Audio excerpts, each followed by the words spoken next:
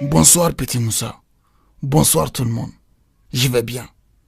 J'irai bien aussi longtemps que je vous aurai autour de moi. Nous serons toujours auprès de toi, grand-père Tchefolon, car nous tous t'aimons. Nous adorons que tu nous racontes l'histoire de notre pays. On voudrait entendre ce soir l'histoire de la cité Aoussa. Certains d'entre nous les ont étudiées en classe, ces cités. Mon petit Moussa, cela se voit que vous êtes de plus en plus curieux. C'est plutôt une bonne chose. Le pays Aoussa était situé au nord de l'actuel Nigeria, entre le fleuve Niger et le lac Tchad ou la Béboué. Il se fait distinguer par l'importance économique et culturelle de ces cités appelées cités Aoussa. Elles étaient au nombre de combien, ces cités? Étaient-elles des entités politiques ou seulement des villes comme Djenné, Tombouctou, etc.? C'étaient des entités politiques. Deux types de cités furent très célèbres. Les Aoussa Bakoy et les Banzan Bakoy. On peut cependant noter les États comme Daoura, Kano, Zaïra, Gobir, Katsina, Biram, Eran, qui faisaient partie du Aoussa Bakoy. Dans la partie Banza Bakoy, il y avait également des cités-États comme Kébi, Zamfara, Noupé, Korofa et Ilorin. Est-ce qu'elles étaient gouvernées par le même roi, toutes ces cités? Non, mon petit Moussa. Toutes ces cités-États étaient indépendantes les unes des autres et entretenaient des relations tantôt de rivalité, tantôt de coopération. Elles établirent leur prospérité sur le commerce et le contrôle des routes.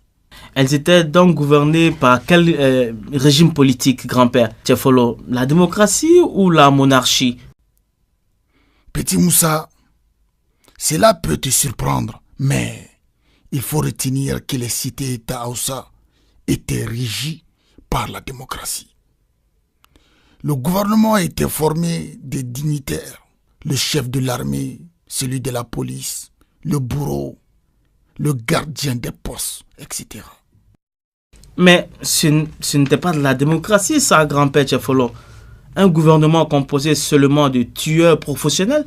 C'était une forme de démocratie, petit Moussa, parce que ces États n'étaient pas dirigés par la volonté d'une seule personne.